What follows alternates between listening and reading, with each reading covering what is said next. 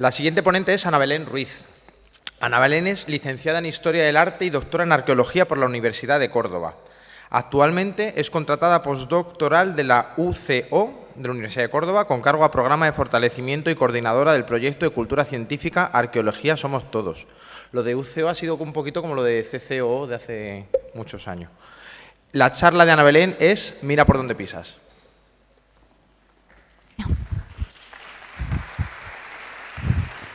Bien, muchas gracias. Quería agradecer la invitación a Hablando de Ciencia para participar en esta jornada y también al Parque de las Ciencias por acogernos.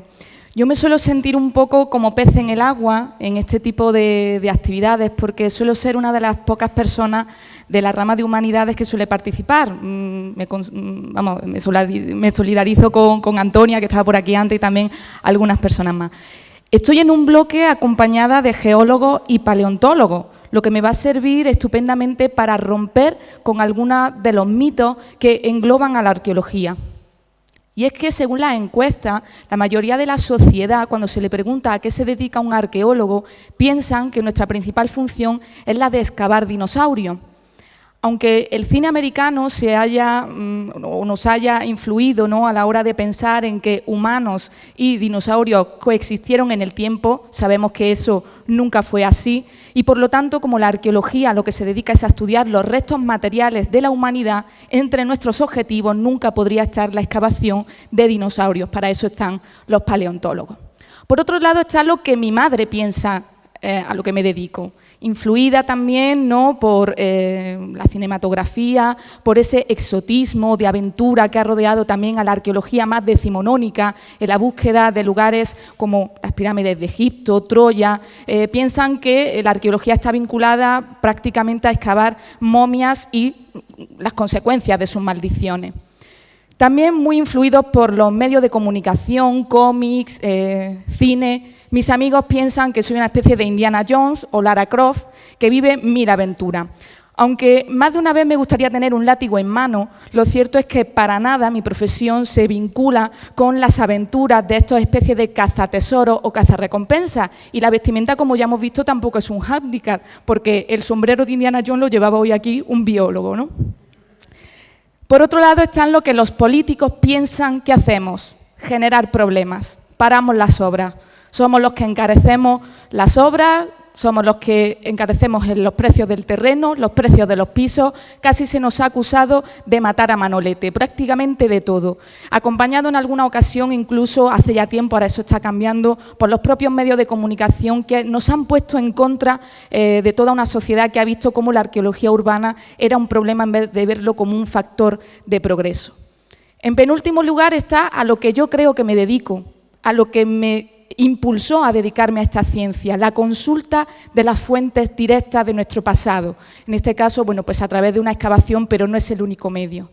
Y por último, y por desgracia, a lo que gran parte de muchos arqueólogos se dedican actualmente, que es a engrosar las listas del paro. Ello se debe a que durante mucho tiempo la profesión de arqueología se vinculó única y estrictamente con el boom inmobiliario, se construía, se excavaba. Por lo tanto, esa, digamos, sección, ¿no?, solamente de arqueólogos urbanos, hoy día con la crisis, pues ha llevado estas consecuencias.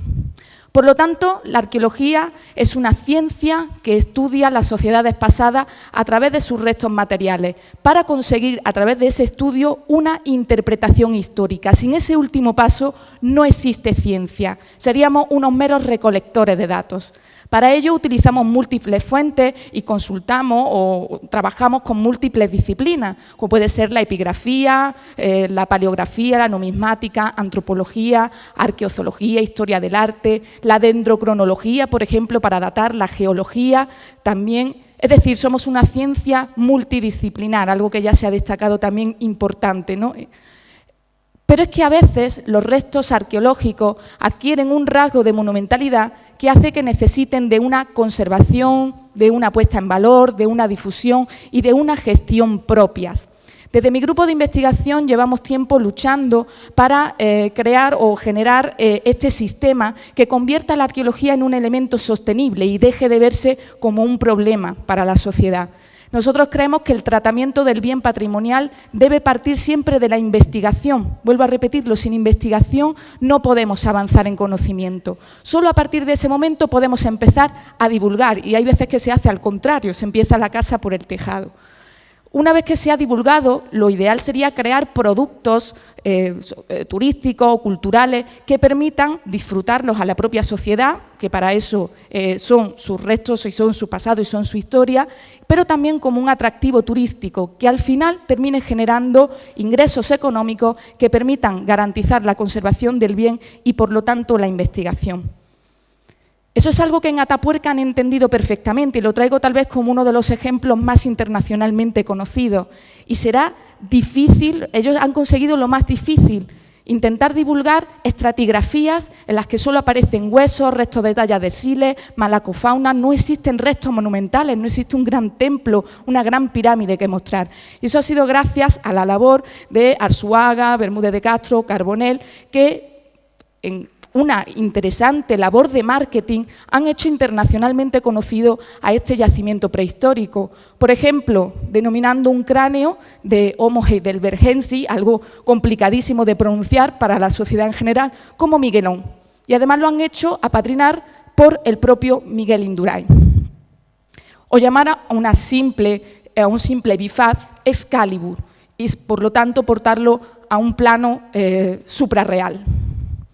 Todos los veranos nos encontramos con noticias de Atapuerca más o menos sensacionalistas, pero siempre están en los medios de comunicación, resuelto el primer asesinato de la historia, o también formando parte de programas de alta audiencia televisiva como Desafío Extremo. Además, cuentan con unas infraestructuras como, por ejemplo, el Museo de la Evolución Humana. Como no tienen, digamos, muchos restos monumentales que mostrar, en este caso, hacen reproducciones de cómo ha cambiado el paisaje, de cómo se lleva a cabo una excavación. Y cuentan también con el Parque de Arqueología Experimental. Los visitantes, una vez que visitan el yacimiento y el museo, pueden pasar a experimentar de sus propias manos cómo era la vida en la prehistoria, haciendo pinturas rupestres, tejidos, intentando hacer fuego, etcétera. Este sistema de Atapuerca ha generado en los últimos 5 años 92 millones de euros, lo que lo hace perfectamente sostenible y genera riqueza para todo su entorno. Eso se hace a través de una fundación privada, aunque tiene también como colaboradores a instituciones públicas y de investigación, pero sobre todo sostenido, como veis, por Fundación Caja de Burgos, San Miguel, Iberdrola o la propia Fundación Repsol. Un ejemplo, como digo, a seguir y que debería ser lo lógico para el resto de yacimientos españoles. ¿Cuál es el problema? Que en los últimos 25 años el boom inmobiliario, ese desarrollismo urbano, ha terminado por abrir las venas del suelo y ha vaciado hectáreas y hectáreas de nuestros archivos del suelo.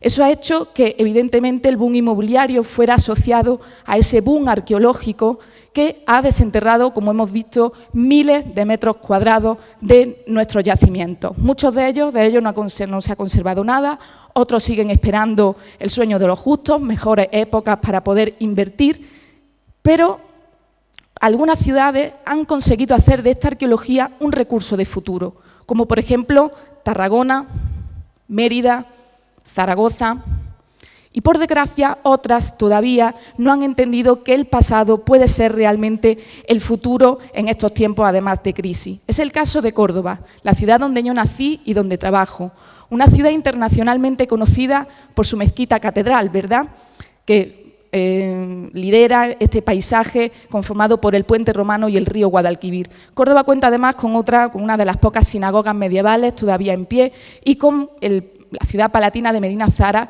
que ha entrado en la lista para ser declarada Patrimonio de la Humanidad. Pero Córdoba tiene grandes pecados en su pasado, como voy a poner un ejemplo de los más famosos, fue este yacimiento tardoantiguo, impresionante, con pocos paralelos en todo el Imperio Romano Occidental, que fue arrasado casi en su 80% para dejar paso a la construcción de las vías del AVE y de la estación de tren, porque la Expo 92 tenía que inaugurarse. Eso ha hecho que el yacimiento haya quedado reducido a ese pequeño extremo y prácticamente abandonado por las administraciones, estando incluso hoy cerrado a la visita. Pero es que además Córdoba, en todo ese desarrollismo urbano, ha ido dejando elementos de su arqueología aislados, conservados en la ciudad, algunos a cielo abierto, en la calle, pero sin ningún tipo de señalética, sin ningún tipo de cartelería, con lo cual completamente mudos para la ciudadanía, y en otros casos insertos en cocheras, en sótanos, a los que la sociedad ni el turismo tienen ningún tipo de acceso. Por lo tanto, la sociedad cordobesa o los foráneos que vienen a la ciudad son incapaces de comprender un discurso histórico, un discurso de 5.000 años de esta ciudad. A eso es a lo que nos dedicamos desde el proyecto de divulgación científica Arqueología Somos Todos, a explicar los 5.000 años de historia de Córdoba. Y lo hacemos a través de conferencias, rutas arqueológicas por la ciudad, talleres didácticos, publicaciones y otro tipo de actividades como exposiciones, concursos de fotografía, etcétera. Hemos realizado hasta la fecha, desde hace ya 5 años que llevamos con este proyecto, unas 400 actividades y hemos alcanzado a unas 20.000 personas, siempre en este caso cordobeses. Nos estamos dedicando en primer lugar a concienciar a la ciudadanía cordobesa. Pero nuestros objetivos son más amplios. Queremos generar un modelo que sirva para que las ciudades históricas sepan convivir con su pasado. Lo primero es hacer un plan director de ciudad, que no tenga nada que ver con ciclos políticos ni color que gobierne. Un plan de ciudad que, en nuestro caso, descentralice el turismo del casco histórico, del entorno de la mezquita y de la judería, y que tenga en cuenta a todo el casco histórico, que es uno de los más grandes de toda Europa. Crear esas rutas que hemos visto para descentralizar ese turismo y crear de esa manera discursos históricos que permitan pernoctar durante más tiempo a nuestros visitantes. Evitar las duplicidades, hay muchas veces que son actividades que se solapan unas con otras. Luchar contra la banalización, no a los mercadillos medievales, no a los mercadillos romanos, sí a la recreación histórica de rigor, como hacen en Tárraco Viva, como hacen en Emérita Lúdica, tenemos ejemplos, pero no a patatas asadas en un mercado romano o a los soldados de la Macarena custodiando el trono de Juego de Tronos en un mercado romano. Esto es en Córdoba. O no a la degustación de salmorejo en el Templo Romano de Córdoba, cuando todavía ni siquiera ese templo romano ha sido entendido por la ciudadanía. Sí al rigor científico, y pongo algunos ejemplos de recreaciones 3D que hoy día pues, se manejan tanto y que circulan tanto por Internet. Estas son algunas recreaciones de monumentos cordobeses que no están asesorados por ningún científico, por ningún historiador, investigador y por lo tanto completamente erróneas. Y sí, por supuesto, a la labor de concienciación ciudadana, que es donde nosotros estamos insistiendo, como digo también en estos últimos años, gracias a este proyecto de Arqueología Somos Todos.